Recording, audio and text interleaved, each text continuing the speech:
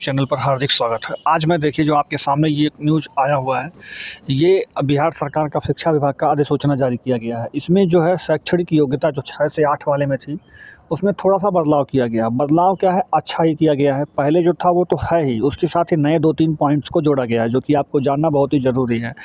क्योंकि बहुत से लोगों के मन में था कि बीटेक वाले क्या फॉर्म भर सकते हैं या फिर बीसीए वाले भर सकते हैं, एमसीए वाले भर सकते हैं, ये सब चीज़ें भर सकते हैं या नहीं भर सकते हैं, इस पे बहुत मंथन चल रहा था, बहुत ज़्यादा दिक्कत चल रही थी। तो उसका सलूशन बिहार सरकार ने कर दिया है और वो आपके फेवर में ही है, आपके विरोध में नहीं है। तो सबसे पहले आप ये देख सकते हैं, ये सूचना जारी हो गई है कि ये सब तो पहले से था कि आपका ये स्नातक 50% हो, बीएड हो, ये सारी चीज़ें पहले से थीं। उसमें नया क्या जोड़ा गया है, ये मैं आपको दिखा देता हूँ। देखिए, जैसे एक नया ये जोड़ा गया है इसमें कि आपने 50% न्यूनतम में बीसीए कर रखा हो, तो वो भी आप एलिजिबल हैं इसमें। उसके साथ ही आप या तो बीएड किए हों या तो डीएलएड किए हों, दोनों किए हों, यानी बीसीए वालों को भी इस पर मौका दे दिया गया है। उसके साथ ही साथ आप ऊपर में देखेंगे तो आपको मैं दिखा देता हूँ कि और किसको मौका दिया गया है। और अगर आप देखेंगे तो यहाँ पर उसके साथ ही साथ इंजीनियरिंग से स्नातक, यानी जिन्होंने बीटेक कर रखा था, बीटेक जिन्होंने कर रखा था, लेकिन कंडीशन क्या है कि मैथ और साइंस की विशेषज्ञता होनी चाहिए उसमें। यानी आप फर्स्ट ईयर में, सेकंड ईयर में या थर्ड ईयर में कभी ना कभी मैथ और साइंस में से कोई ना कोई सब्जेक्ट आप पढ़े होना चाहिए। उसके साथ ही साथ आप यहाँ पर देख सकते हैं एमसीए को भी मौका दे दिया गया है 3 वर्षीय एकीकृत बीएड या एमएड के साथ में। तो इस तरह से देखा जाए तो आपका जो है मौका जो है बढ़ा दिया गया है। बच्चों की संख्या अब बढ़ेगी ही बढ़ेगी, जाहिर सी बात है। बीटेक वाले भी आएंगे, मतलब सभी आएंगे। पहले फॉर्म लोग भर रहे थे लेकिन डर रहे थे कि पता नहीं होगा कि नहीं होगा, लेकिन इस बार मतलब अभी जो है उन्होंने क्लियर कर दिया कि हम मौका सबको दे रहे हैं। तो अच्छी बात है, सबको मौका मिलना ही चाहिए। वहीं पे अगर आप देखेंगे तो ये जो है आपको ये बिहार सरकार ने जो है मतलब इस तरह से आपको ये जारी कर दिया गया है कि 2-3 दिनों के अंदर क्या होगा कि शुक्रवार से ये प्रक्रिया शुरू कर दी गई है कि विभागों में जो है यानी मतलब नए जो शिक्षक नियुक्त किए गए हैं उनको विद्यालय का आवंटन कर दिया गया है। यानी विद्यालय का आवंटन किया जा रहा है, हर बार किया जा रहा है, मतलब हर दिन किया जा रहा है, हर घंटे किया जा रहा है। करीब 4-5-6 जिलों का आवंटन घोषित भी कर दिया गया है, लेकिन अभी 38 जिलों का आवंटन नहीं घोषित हुआ है। तो धीरे धीरे घोषित हो जाएगा। जिसको आपको कहाँ देखना है, तो आवंटन को आप देखने के लिए या स्टेट जो है state.bihar.gov.in वाले वेबसाइट पर आप जा करके देख सकते हैं। तो उसको आप क्लियरली बता सकते हैं कि वो आपका हुआ कि नहीं। तो वहाँ पे आपको कौन सा स्कूल मिला वो पता चल जाएगा। बाकी यहाँ पर आप देख सकते हैं शिक्षकों को जो है मतलब वही सारी चीज़ें हैं कि कितना कितना किस पे मिल रहा है और कितना सीटें खाली जा रही हैं, इस पर मंथन ही चल रहा है। वहीं अगर बात करें जो नई वाली वैकेंसी आई है, उस नई वाली वैकेंसी में आपकी रिक्तियों की संख्या 50,263 बढ़ा दिया गया है, जिसमें कि आप देख सकते हैं 1 से 5 तक में 1 से 5 तक में अगर हम देखें यहाँ पर तो 1 से 5 तक में कुल 9,431 पद बढ़ाए गए हैं, जिसमें 4400 सामान्य है, 4900 बांग्ला है, 4900 उर्दू है और 86 बांग्ला का है। वहीं अगर आप हम देखें 9वीं 10वीं में 6682 पद बढ़ाए गए हैं। वहीं अगर आप बात करें 11वीं और 12वीं जिसमें सबसे ज़्यादा पद बढ़ाए गए हैं 34,150 पद बढ़ाए गए हैं। फिर उसके बाद SC/ST कल्याण विभाग में जो है 1401 पद नए सृजन किए गए हैं। तो ये सारी चीज़ें आपका जो है अब वैकेंसी जो है कुल हो गया है 1,22,286 पद ये होगा, जिसमें सबसे ज़्यादा पोस्ट जो है वो 11-12 के लिए है। अगर जिन्होंने उच्चतर माध्यमिक में अप्लाई किया है उनके लिए बहुत ही ज़्यादा सुनहरा मौका, क्योंकि उनका वैकेंसी अगर आपने स्टेट वगैरह क्लियर कर रखा है तो आराम से सिलेक्शन हो जाएगा, आपका आराम से सब कुछ हो जाएगा, ज़्यादा दिक्कत इसमें नहीं है। तो ये भी हो गया।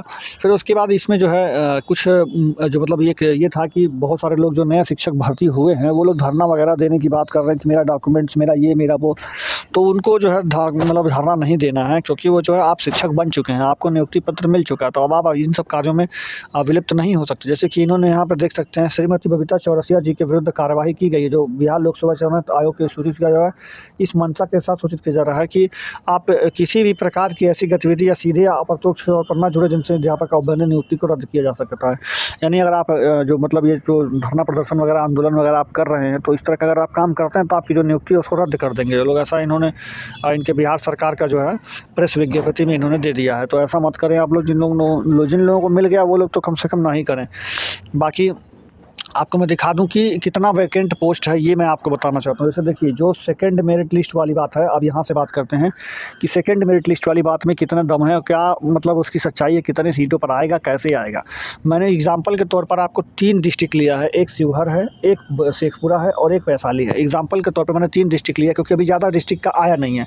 तो 3 डिस्ट्रिक्ट यानी शिवहर, शेखपुरा और वैशाली, ये 3 जिलों में जो है तकरीबन 296 लोग जो है को मतलब एक तरह से रिजल्ट दिया गया था, जिसमें से 277 लोगों की जो है जॉइनिंग हो गई है। यानी यहाँ पर तकरीबन जो है 19 लोग जो है अभी खाली हैं, मतलब इन पे सीट जो है ये बचेगी। तो ये जो सीट बचेगी ये सेकंड मेरिट लिस्ट से ही भरी जाएगी। वहीं शेखपुरा में 1175 लोगों का रिजल्ट दिया गया था, जिसमें से 1074 लोगों का जो है एक तरह से फाइनल सिलेक्शन यानी नियुक्ति पत्र दिया गया है, मतलब स्कूल का आवंटन किया गया है। तो वहाँ पे भी 101 पद जो है बचे हुए हैं, ये भी जो है आपके सेकंड मेरिट लिस्ट से ही भरे जाएंगे। वैसे ही वैशाली का है 804 लोगों का था, जिसमें से 779 लोगों को जो है यहाँ पर मतलब एक तरह से क्या किया गया है कि ज्वाइनिंग दी गई है, मतलब एक तरह से नियुक्ति पा चुके हैं, विद्यालय का आवंटन हो चुका है, जिसमें 25 लोग यहाँ पर भी खाली हैं, मतलब सीट इतनी खाली है। तो इतनी सीटों पर जो है नया जो सेकेंड मेरिट लिस्ट होगा ये घोषित होगा। तो इसी तरह से करते करते करते करते 38 ज़िला है, 38 ज़िलों में अलग अलग वैकेंसियाँ खाली होंगी, अलग अलग तरीके से भरे जाएंगे। तो सारा जो है वैकेंसीज का अगर आप काउंट करिए, अगर आप एक ज़िला में लगभग अगर मान लें, एक ज़िला में भी अगर लगभग मान लें कि 100 वैकेंसी अगर हो तो 3800 वैकेंसी तो ऐसे आ जाएंगी, जैसे कि मतलब 3800 वैकेंसी तो ऐसे ही आ जाएंगी कि मतलब उस पर जो है ज्वाइनिंग के लिए बुलाए गए बट वो गए ही नहीं। यानी 3800 वैकेंसी तो ऐसे ही निकल जाएगा, मतलब लगभग 4000 वैकेंसी तो ऐसा ही निकल जाएगा कि जो कि ज्वाइनिंग लेटर दिया गया बट ज्वाइन नहीं किए, क्योंकि फर्जी डॉक्यूमेंट्स भी हो सकते हैं, बहुत सारी चीज़ें हो सकती हैं जिसके कारण वो लोग नहीं ज्वाइन किए, या फिर हो सकता है उनका अच्छा कॉलेज मिल गया हो, या हो सकता है 9-10 में रिजल्ट दिए हो, 1 से 5 में रिजल्ट दिए हो, उनका सिलेक्शन ऑलरेडी 11-12 में हो गया हो, तो क्यों जाएंगे वो 1 से 5 या 6 9 से 10 वाले में। तो इस तरह से सीटें खाली होंगी, जो वो 4000 के करीब तकरीबन आएगा सीट का आंकड़ा, ये सेकंड मेरिट लिस्टें पक्का भरी जाएंगी। बाकी भी सीटें हैं वो भी सेकंड मेरिट लिस्ट भरी जाएंगी। तो कुल मिला जुला के 10-12 हज़ार सीट तो आ ही जाएगी इधर उधर से, जिस पर सेकंड मेरिट लिस्ट बनना तय है। अब सेकंड मेरिट लिस्ट पे क्या कट ऑफ होगी उसके लिए मैं चलिए आपको आगे की बात बता देता हूँ। अपीयरिंग को मौका दिया गया, उस तरीके से इस बार भी सीटेट अपीयरिंग को मौका मिले। और तीसरी मांग हमारी थी कि ये जो फॉर्म अप्लाई अभी हो रहा है, इसमें जिस तरीके से पहले आपने एज रिलैक्सेशन दिया था, इस बार भी सरकार को एज रिलैक्सेशन देना तो चाहिए। एज रिलैक्सेशन तो दे दिया अतुल प्रसाद जी ने, अब तो ट्वीट भी कर दिया है। 6 to 8 में शायद नहीं मिला हुआ है। नहीं 6 to 8 के लिए ही उन्होंने ट्वीट कर दिया, 10 साल की छूट। अच्छा, तब तो ये अच्छी बात है। जी। अगर ये कर दिया तब तो अच्छी बात है। मतलब आपकी एक मांग सुन ली गई। हाँ, जी। इसके लिए मैंने पहले अप्रोच किया था, पहले मैंने बात की थी। अच्छा, आपने पहले भी बात की थी मैंने पहले जी। भी। सीटेट अपीयरिंग के लिए भी मैंने बात की थी, हालांकि सीटेट अपीयरिंग के वो रेडी नहीं थे। अच्छा, अब क्या लगता है संदीप सौरभ जी, अब क्या लगता है क्या सीटेट अपीयरिंग को मौका मिलेगा? मेरी इस संबंध में बात हुई जिन लोगों से, उनका कहना था कि सरकार का पूरा प्लान है कि दिसंबर के अंत तक ये इस रिजल्ट को फाइनल कर देंगे। रिजल्ट को फाइनल कर देंगे इतनी जल्दी? इतनी जल्दी करेंगे। दिसंबर में परीक्षा भी और दिसंबर में नतीजा दिसंबर भी? के अंत तक रिजल्ट ला अरे, देंगे। जी। तो इसलिए चूंकि सीटेट का जो परीक्षा होनी है वो शायद जनवरी में हो, फरवरी के जी, जी, उसका हाँ, रिजल्ट आएगा। तो इनका कहना है कि उसके चलते मामला बहुत पेचीदा बन जाएगा, इसलिए सरकार ने फैसला किया है कि अब जी। हर साल ही बहाली देंगे, ताकि इस बार के जो अपीयरिंग वाले बच्चे हैं उनको मौका मिल जाए अगले साल में। बिल्कुल, अतुल प्रसाद जी ने ट्वीट भी किया था कि हर साल अगस्त महीने में हम परीक्षा लेंगे, तो सीटेट अपीयरिंग वाले घबराए नहीं। हाँ, लेकिन लगता है कि बात मानेंगे, क्योंकि सीटेट वाले बड़े परेशान हैं अपीयरिंग। अब करना तो सरकार को है, जी। करना तो बीपीएससी को है। जी।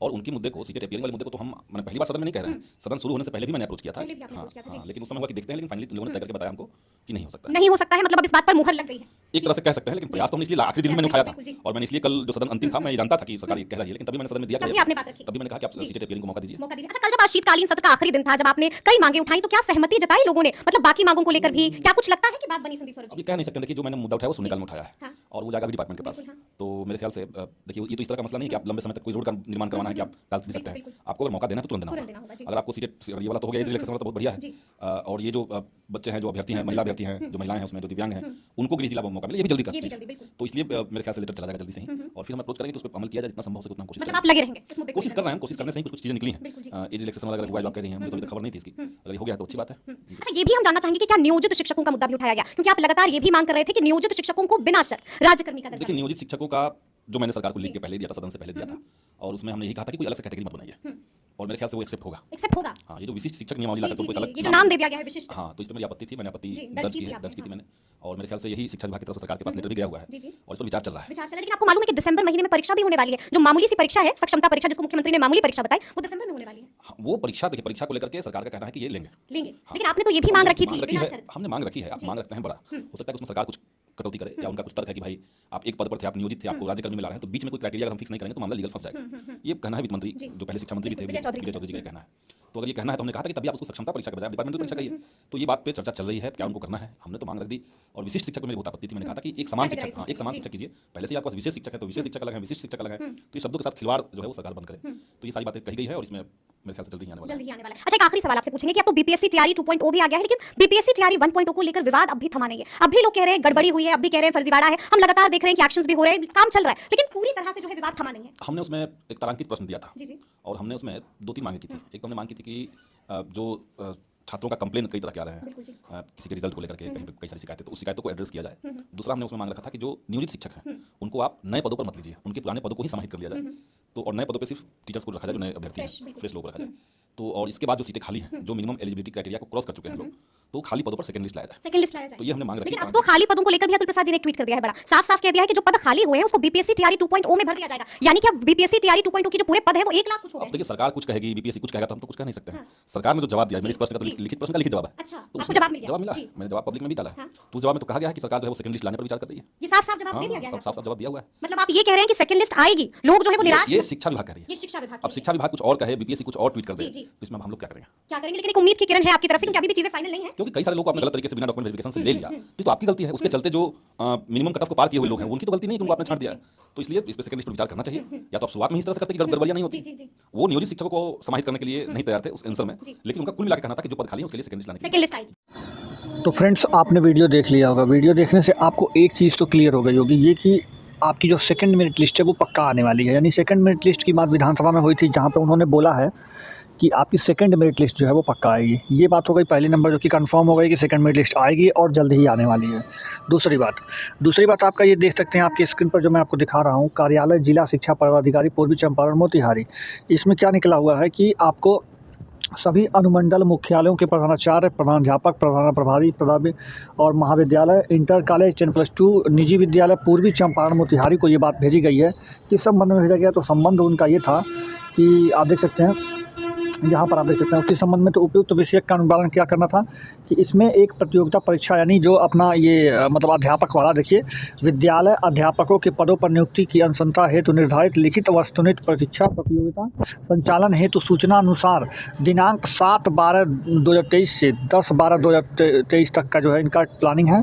यानी 7 दिसंबर से लेकर के 10 दिसंबर के बीच में ये पेपर लेने वाले हैं। यानी 7, 8, 9, 10 इन 4 दिनों के बीच में ये सारा पेपर ले लेंगे। मतलब 6 से लेकर के 12 तक का सारा पेपर जो है ये इन 4 दिनों में ले लेंगे। तो ये 4 दिन बहुत इंपॉर्टेंट होने वाले हैं आपके लिए।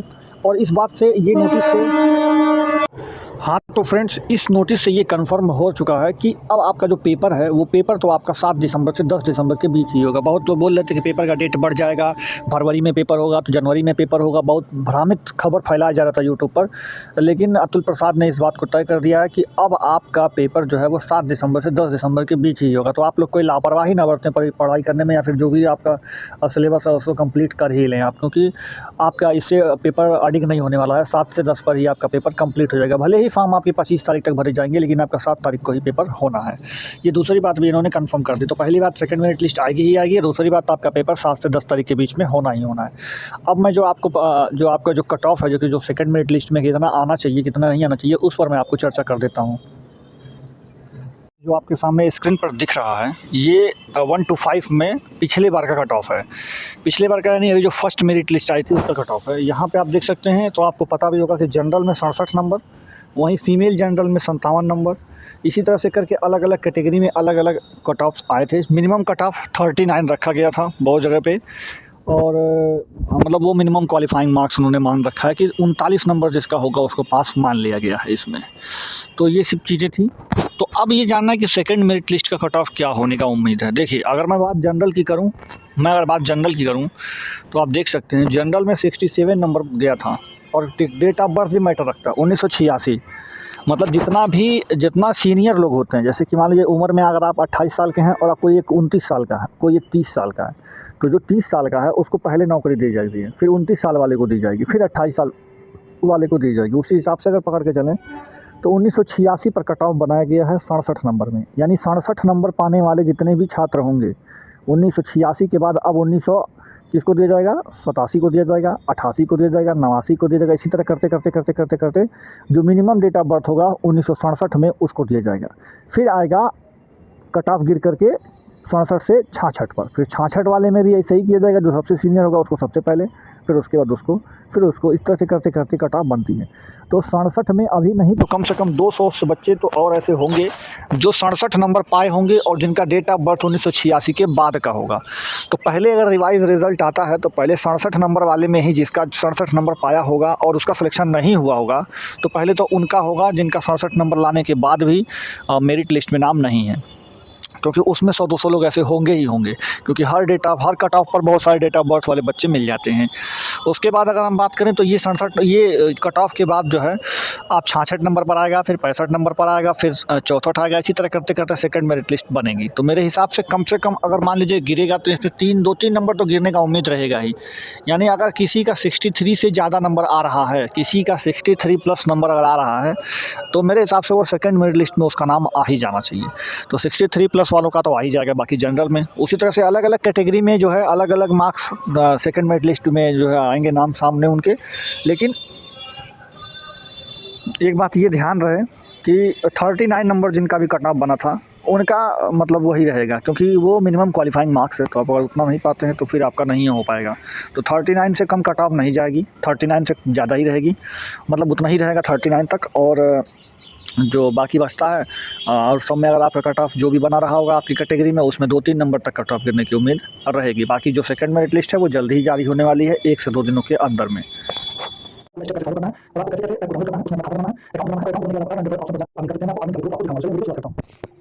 मैंने अपने डिस्क्रिप्शन में आपको लिंक दिया है, देखिए ये डिस्क्रिप्शन में लिंक दिया है, उस पर क्लिक करेंगे तो इस तरह से आप डाउनलोड हो जाएगा। अब डाउनलोड में खुलेगा, कुछ नीचे जो है साइन अप वाला अकाउंट है, उसमें आप क्लिक करेंगे, अपना मोबाइल नंबर डालिएगा, यहाँ पर नीचे रेफर कोड मेरा रेफर कोड क्वेश्चन जरूर डालिएगा, क्योंकि ये रेफर कोड इस्तेमाल करेंगे तभी आपका कूपन होगा एक्टिव। फिर उसका एग्जाम करने के बाद आगे बढ़ाइएगा, फिर यहाँ पर मोबाइल वेरीफाई करेगा प्रोजेक्ट में, वेरीफाई करने के बाद आगे बढ़ाइएगा, यहाँ पर डिटेल नाम रखिएगा और आप जो रेफर कोड में वाला जो क्वेश्चन आगे बढ़ेगा, फिर आपको अपना जीमेल आईडी पूरी चुन लीजिएगा, फिर यहाँ से आगे बढ़ाइएगा, यहाँ पर क्लिक करके लीजिएगा, फिर आगे बढ़ाइएगा, फिर आपको अपना पैन कार्ड नंबर लिखना है, फिर उसके बाद नाम लिखना है, फिर आपको सबमिट करना है। आपका नाम आ रहा होगा, आपको सही होगा तो सबमिट करके आगे बढ़ाइएगा। तो आप जो है जब इसे सबमिट करके आगे बढ़ेंगे तो आपको इस तरीके से खुलेगा, आप यहाँ पर क्लिक करके आगे बढ़ाइएगा, फिर यहाँ पर आधार कार्ड नंबर डालना है, आपको आधार कार्ड नंबर डालना है, उसके बाद आपको यहाँ पर आगे बढ़ना है, फिर आपके आधार कार्ड नंबर पर जो रजिस्टर मोबाइल नंबर पर ओटीपी जाएगा, उस ओटीपी को यहाँ पर फिल करना है, जैसे ओटीपी आ गया और इस ओटीपी को फिल कर दिया। ओटीपी करने के बाद आपको यहाँ पर डिजिट आप जो यहाँ पर डिजिट का पासवर्ड कल डालना है और पासवर्ड कर देना, फिर यहाँ से आपको आगे बढ़ना है, फिर आपको डिजिट का आएगा, फिर आपको अप्रूव हो गया, फिर आपको अपना अकाउंट बैंक अकाउंट आपको लिंक करना पड़ता है। यहाँ पे पैसा नहीं पहले किसी को लिंक करना है, बाद में कोई इंस्टॉल कर देगा आपको मान लीजिए आपको, फिर यहाँ पे अपना बैंक अकाउंट करके आपको आगे बढ़ना है, कौन सा बैंक खाता है, फिर यहाँ पे अपना अकाउंट नंबर डाल दीजिएगा और अपना कोड डाल के लिंक बैंक अकाउंट करके आगे बढ़ेगा। फिर वहाँ से आपको अपनी सेल्फी आपको अपना एक फोटो खींचना है, सेल्फी कुछ तरीके से, फिर आप सेल्फी करके आपको सिग्नेचर करके आएगा, सिग्नेचर करके आपको जैसे आईफोन पर आप लिख दीजिएगा, तो स्क्रीन पर आप लिख करके इस तरह से आप अपलोड कर सकते हैं और स्क्रीन पर लिख सकते हैं। तो जैसे आपने जहाँ पे सिग्नेचर वहाँ पे लेके अपना अपलोड कर दीजिएगा, अपना सिग्नेचर करके आगे बढ़ेगा। फिर उसके बाद यहाँ पर आपको जो है इस तरह से कुछ एनुअल इनकम बनाना होगा, आपका जीरो कर दीजिएगा, फिर यहाँ पे जो भी आपका होगा सेल्फ एम्प्लॉयड हो, स्टूडेंट हो, स्टूडेंट लिखिएगा, जो भी आप लिखिएगा उसके आगे से नेक्स्ट कर दीजिएगा। फिर नेक्स्ट करने के बाद आप जो है आगे बढ़ेगा, फिर यहाँ पर मेल चुन लीजिएगा, यहाँ पे मेल जो मिलेगा, यहाँ पे मंथली फंड चाहिए, चाहिए, फिर उसके बाद अकाउंट कुछ तरीके से आप लिखिएगा कंफर्म, वो क्लिक करके कंफर्म, फिर यहाँ पे आधार नंबर लिख के वेरीफाई करना होगा, आधार कार्ड फिर से ओटीपी आएगा, ओटीपी के बाद आपका अकाउंट खुल जाएगा कुछ तरीके से। आप इस तरह से आप